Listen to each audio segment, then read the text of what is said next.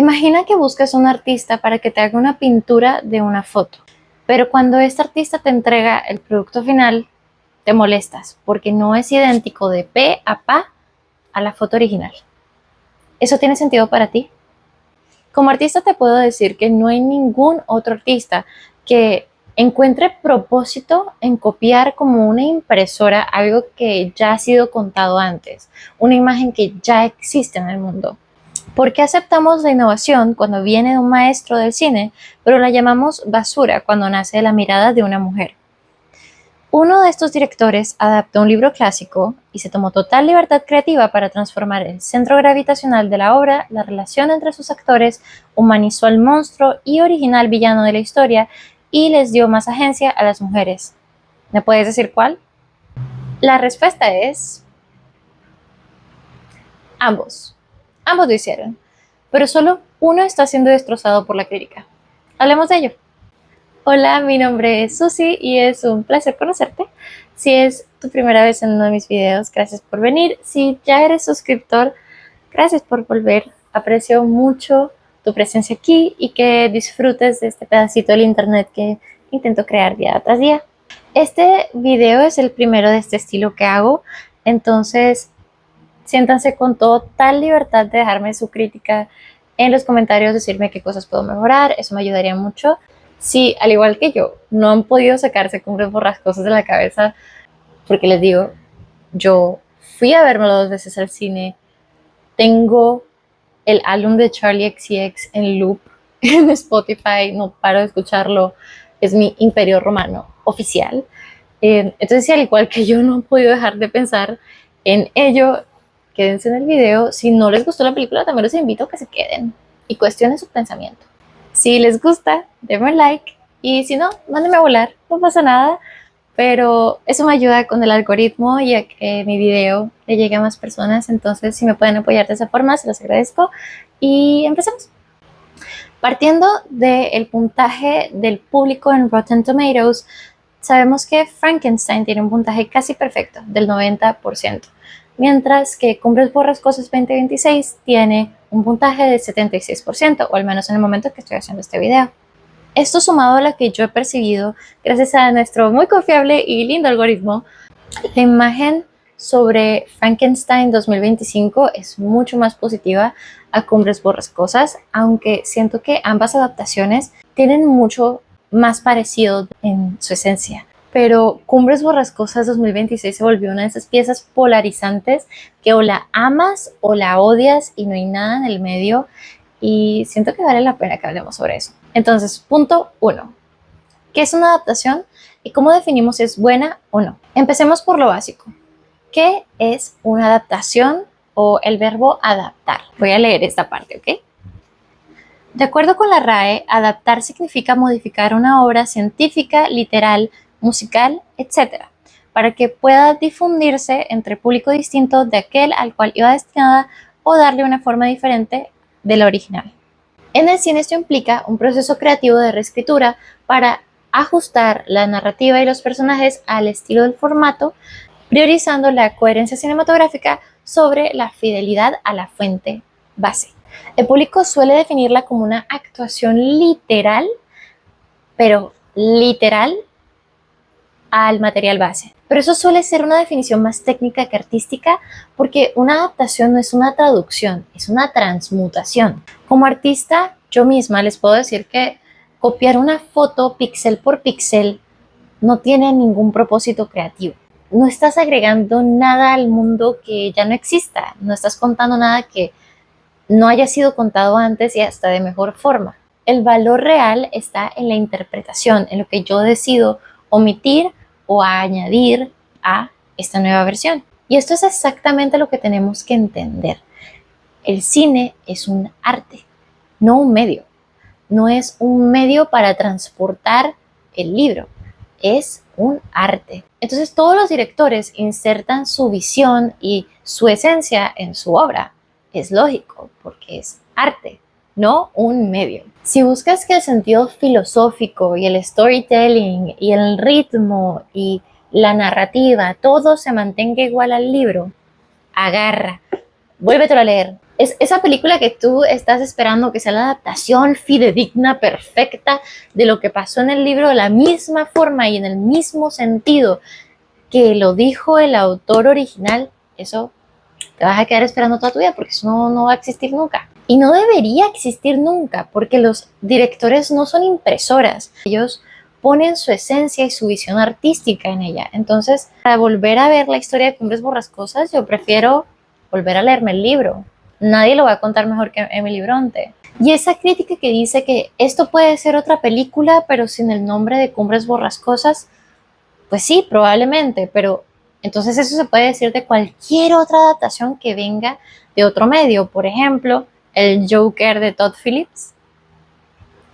Al Joker de Todd Phillips le hicieron una limpieza moral, pero entendemos que es una adaptación precisamente porque toma el esqueleto de la historia original y le crea un nuevo cuerpo, una nueva piel, unos nuevos músculos, un nuevo ritmo narrativo, una nueva versión de una historia que ya existe. Entonces yo les pregunto, ¿es suficiente que una película se adapte literalmente a un libro que ya existe? ¿Tiene que parar la innovación para mantener este purismo literario? ¿Y por qué mágicamente este purismo se le exige a unos directores y a otros no? Punto 2. Lo que voy a llamar la Jacob Elordificación de los monstruos y la crítica al casting. Si omitimos The Kissing Booth y actuamos como que ese bache en su carrera nunca ocurrió, a Jacob Elordi lo han encasillado como el monstruo hermoso. Pues así como Guillermo del Toro es un maestro en monstruos, nadie hace un monstruo como Guillermo del Toro. Asimismo, Jacob Elordi tiene una capacidad de interpretar personajes moralmente grises de una forma maestra. Sin embargo, he notado una disonancia cognitiva en cómo el público percibe su talento. Con su actuación en Frankenstein, la conversación fue más, al fin vemos el rango de Jacob Elordi. Se le dio validación académica porque estaba bajo la tutela de un director serio. Pero cada que Jacob Elordi aparece en una obra de Emerald Fennell como Saltburn o Cumbres Borrascosas, la narrativa cambia drásticamente. De la nada ya no es un actor de método, sino solo una cara bonita. El público decide que solamente lo castean porque es blanco y una cara bonita y mide casi 2 metros y es sensual, sensualísimo. No me malinterpreten. El hombre es un monumento, es un monumento de hombre. Terrible. Stop it. Pero al punto al que voy, ¿ok? Es que parece que el público general solamente toma en serio a Jacob Elordi cuando él es dirigido por un hombre hacia personajes trágicos.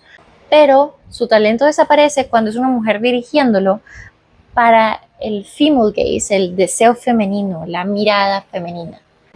Enseguida el público olvida todo su rango actoral. Y aquí es donde el algoritmo se pone agresivo. La crítica más feroz que le han hecho al casting de Cumbres Borrascosas 2026 no se trata sobre el talento de los actores, aunque han habido quienes dicen que Margot Robbie y Jacob Elordi no tienen química, que no vimos la misma película, ¿ok? En fin, la crítica más feroz es que Jacob Elordi es muy blanco para ser Heathcliff, que si es muy blanco, que si Heathcliff debería ser de otra etnia, que Margot Robbie está muy vieja y que Kathy no es rubia. Esas han sido como las críticas que más hacen ruido sobre el casting. El público usa la descripción física de los personajes en el libro como un arma para decir que el casting es un error estético y moral. Entonces, no pude evitar preguntarme al estilo de Carrie Bradshaw, ¿qué es más importante, el talento o la etnia? Cada que la etnia de un personaje no es idéntica a la del libro, todos los fans tienen un microinfarto, todo el mundo se quiere desmayar. Pero quiero proponerles un caso de estudio. Jennifer Lawrence como Katniss Everdeen en Los Juegos del Hambre. Todo el mundo decía que ella estaba muy vieja para ser Katniss, que estaba muy gorda para ser Katniss, que Dios mío, están enfermos. También decían que pues Katniss es de otra etnia. En el libro la describen como que tiene piel oliva, lo que enseguida se asoció con piel morena, además de como la situación social del distrito 12, pues tiene sentido que ella sea de piel morena. Eso es otro tema, otro libro. En fin, todo el mundo estaba alterado porque Jennifer Lawrence es blanca. Pero entonces les pregunto, ¿de verdad creen que Jennifer Lawrence no encapsuló la personalidad de Katniss Everdeen a la perfección?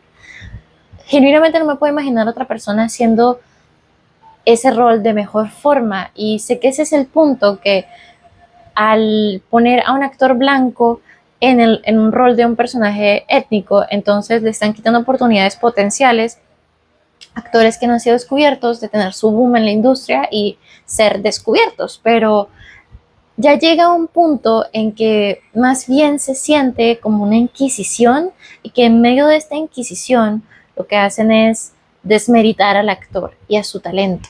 Entonces les quiero dejar la pregunta: ¿qué es más importante, la etnia o la esencia? Déjenme en los comentarios, no sé, para ver. Punto 3. Ahora, punto 3. ¿Quién tiene permiso de alterar las obras clásicas y quién no? La dinámica de poder entre el maestro, la intrusa y el efecto Halo. Es que justo empiezo a grabar y pone música afuera. Dios mío. Bueno, para entender la diferencia de trato entre estos dos directores, Guillermo del Toro y Emerald Fennell, les tengo que hablar sobre un sesgo cognitivo llamado The Halo Effect. Edward Thorndike acuñó el término en 1920 con su artículo científico The Constant Error in Psychological Ratings. El estudio nació de su observación durante investigaciones militares, donde notó que los oficiales que calificaban a sus subordinados tendían a generalizar. Si un soldado tenía una buena presentación, es decir, era alto o tenía postura atlética, los oficiales asumían automáticamente que también era leal, inteligente y buen líder, sin tener pruebas de ello. Básicamente es cuando la impresión general positiva que tenemos sobre cierta persona, en este caso su trayectoria y su prestigio, iluminan sus acciones y nos hacen verlas de una forma mucho más positiva de lo que originalmente son. Obvio, existe críticas a la obra de Guillermo del Toro, y en ningún momento estoy intentando desprestigiarlo, porque al igual que me encantó Cumbres Borrascosas y me leí el libro, lo mismo me pasa con Frankenstein de Mary Shelley, lo tenía otra vez. Me parece una de las obras de filosofía y ciencia ficción más importantes de la historia moderna, y de verdad es un libro fuertísimo, se lo recomiendo a todo el mundo. Y aunque Guillermo del Toro cambió la historia, aún así me gusta mucho su película. Todo esto para decir que toda la crítica que veo de Guillermo del Toro viene desde el gusto personal y no es la mayoría. Como les dije, el puntaje de la crítica pública es del 90% positiva, entonces la sensación general es que a las personas les gustó mucho Frankenstein 2025. Lo que me sorprende es que para estas dos películas ser adaptaciones tan similares en esencia, tengan una actitud del público tan distinta hacia sus directores. Guillermo del Toro es un nombre de culto, es una powerhouse del género, él tiene autoridad sobre los monstruos, el romance gótico, sobre lo gótico, la ciencia ficción, lo grotesco. Él es una autoridad del género. Y gracias al efecto Halo, el público asume que si él hace un cambio a la historia original, es por un motivo artístico superior. En cambio, Emerald Fennell es tratada como una intrusa, como si el hecho de que ella estuviese adaptando una obra clásica gótica fuese una amenaza para el género, una blasfemia sobre la literatura y el cadáver de Emily Bronte. Otra crítica que he escuchado principalmente del público masculino es que parece un simple fanfic o una apología a la infidelidad. Y eso les digo, de nuevo, ¿no vimos la misma película? ¿Cómo va a ser una apología a la infidelidad cuando nadie terminó feliz? Es una tragedia griega. Y la misma Emerald Fennell lo pone en la película, spoilers. Ya debían pensar que esto viene con spoilers, gente, pero spoilers. Cuando Isabela estaba hablando con Edgar y le habla sobre Romeo y Julieta, eso es como un foreshadowing de lo que ya iba a pasar durante la historia. Es una tragedia. Esta Kathy muere infeliz, sola, abandonada, o bueno, esa era su percepción, sintiendo que la persona que más le importaba en toda su vida no la amaba. Y Heathcliff queda como un vagabundo en pena pensando que Cathy estuvo tan resentida hacia él que ni en sus peores momentos, en el momento que estaba muriendo, quiso perdonarlo y volver a acercarse a él. O sea, en ningún momento supieron que se amaban. Y es una tragedia completa. Entonces, vimos la misma película, gente, y lo que me sorprende es que ese mismo público que dice, ¡Ew! Es malísimo, son las mismas personas que piensan que la adaptación de Frankenstein de Guillermo del Toro es la mejor adaptación que tuvo la historia en tiempos modernos. Cuando Guillermo no solo cambia todo el sentido filosófico de la historia, al igual que Fennel, también borra todos los crímenes de la criatura para humanizarlo, al igual que hizo Fennel con Heathcliff. Borra todos los actos que le vuelven un monstruo irredimible para limpiarlo moralmente. Al igual que Fennel con Heathcliff, repitan conmigo. Estamos en la misma página. En el libro, la criatura mata a un niño, mata a Elizabeth, y todo eso fue eliminado de la versión de Guillermo del Toro para humanizar a la criatura. Guillermo del Toro nos da una criatura para amar, mientras que Fennel nos da un Heathcliff para desear. Pero solo uno de estos directores lo están tachando de escritor de Wattpad, de la forma más despectiva para desmeritar su obra. Guillermo cambia todo el trasfondo y personalidad de los personajes, de la criatura, de Victor Frankenstein. De hecho, en una entrevista, él dijo que insertó su relación personal con su familia en las relaciones familiares de Victor Frankenstein. Y esto es visto como profundo, como visión artística. Pero entonces Emerald Fennell dice que esta versión de Cumbres Borrascosas viene de cómo ella imaginó la historia cuando tenía 14 años y lo que le hubiese gustado que pasara originalmente. Y entonces es porno, es estúpido, es fanfic y no tiene ningún mérito. Es el mismo proceso de limpieza moral, pero debajo del halo del maestro Guillermo del Toro es profundidad poética. Pero bajo la mirada femenina de Emerald Fennell, solamente a ella la llaman escritora de Wattpad para desmeritarla, cuando ambos fueron inspirados por motivaciones subjetivas y sentimentales cuando estaban rediseñando estas historias. Eso a mí me suena un poco hipócrita. Punto 4. 4. Punto 4. ¿Es esto proteccionismo literario o es rechazo y ridiculización a lo femenino disfrazado de purismo literario? Cuando los hombres se comportan como simios, agreden a otras personas, crean barras bravas y cometen actos criminales, solo los llaman apasionados por el fútbol. Pero cuando las mujeres son fangirls de alguna banda musical, entonces las llaman histéricas, inmaduras y obsesivas. Quiero dejar muy claro que en ningún momento busco desmeritar la obra de Guillermo del Toro. Él se merece todas las flores que recibe, pero no puedo evitar atribuir la diferente reacción a las películas, al género y trayectoria de sus directores. Sobre todo siendo que Cumbres Borrascosas 2026 es una obra en esencia femenina. Primero, la estética y el vestuario. Se siente como que genuinamente viene de la imaginación de una niña de 14 años. El vestuario no es correcto a la época, es anacrónico, es muy icónico, pero no se atiene al tiempo en el que sucede la obra. Tiene muchas referencias a obras clásicas que les voy a mostrar aquí. O sea, se siente como el collage que tendría una niña de 14 años en la pared de su cuarto lleno de escarcha. Un collage muy kitsch e imaginativo. Tiene cierta inocencia estética que a mí me parece muy refrescante y que solo otra chica entendería.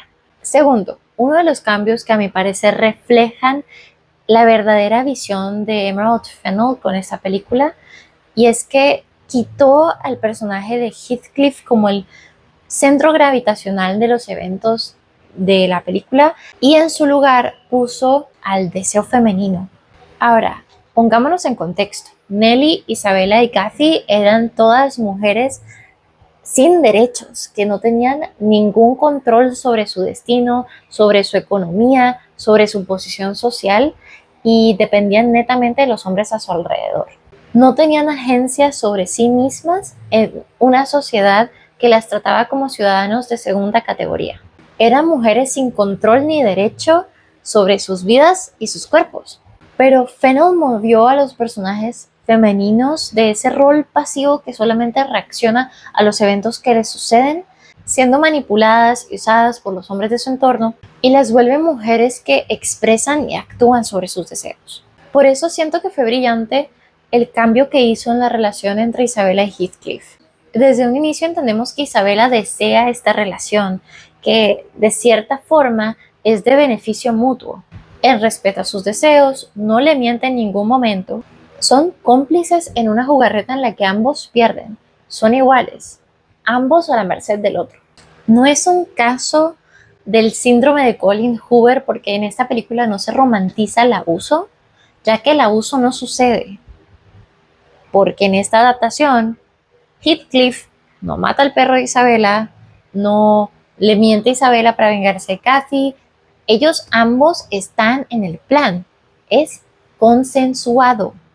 En esta versión de la historia de Cumbres Borrascosas no existen los villanos, es muy gris y de hecho el papel de villano principal se lo entrega a una mujer, que en este caso sería Nelly, pero incluso ella, por un momento en la historia tú entiendes por qué ella actúa así, o sea, no es bidimensional. Y siento que lo que hicieron con Edgar y Nelly hizo más por la historia que lo que pudo haber hecho que Heathcliff fuese de la etnia correcta y que Margot Robbie tuviese el pelo castaño. De verdad, los dos personajes que brillan más por su nobleza y por su integridad moral son Nelly y Edgar, aunque Nelly termina siendo la mala de la historia, que de verdad actuó bastante mal con Cathy, pero tú entiendes por qué lo hace. Y Edgar se lleva el premio al mejor esposo del planeta, llegando al punto de abrazar a Heathcliff, cuando él sabe que Heathcliff era el amante de su esposa, la que amaba muchísimo. A no tener un problema con que Cathy estuviese llamando el nombre de Heathcliff en su lecho de muerte. Y en ningún momento la corrigió, en ningún momento le hizo pensar que Heathcliff no estaba ahí, la dejó creer lo que ella creía para acompañarla en su dolor. O sea, se lleva el premio al mejor esposo del planeta. Y me van a decir que eso no es la mejor representación a un personaje étnico que hay en el mundo. Siento que, o sea, Edgar es un personaje que originalmente es rubio y blanco. O sea, es como que se intercambiaron, pero Dios mío, siento que el casting fue muy bueno. No sé cuál es el problema que tiene todo el mundo con él. Tienen que aceptar que esta no es la historia del libro y eso no la hace mala. No la hace ni mejor ni peor. Son distintas. No es el mismo Heathcliff del libro, al igual que no es la misma criatura del libro. Entonces, ¿por qué lo miden con el libro cuando claramente es una adaptación libre del cuento original? Pero con Guillermo del Toro y la criatura no hay ningún problema.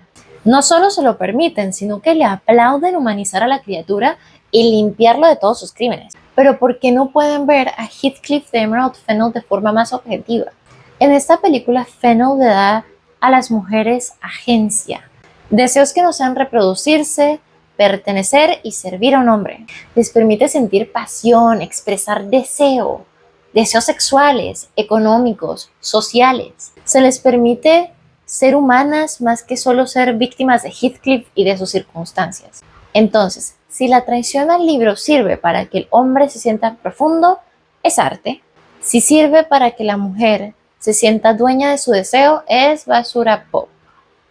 Ok. Como conclusión, para finalizar este video, les quiero dejar esta reflexión. Si vas a odiar a Fennell por cambiar el libro, también odia del Toro. Y si no lo haces, admite que lo que te molesta es la mirada femenina. Los artistas no somos impresoras sobre demanda. Y quizás lo que nos molesta no es que cambien el libro, sino que nos obligan a ver nuestros propios prejuicios en la gran batalla. Gracias por quedarte hasta acá. Los dejo con eso. Y les mandamos Un millón de besitos.